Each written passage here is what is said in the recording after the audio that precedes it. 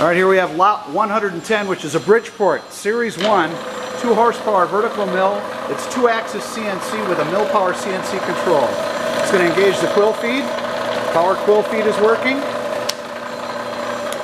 It has a Curt power drawbar and has this MillPWr 2 CNC 2-axis control.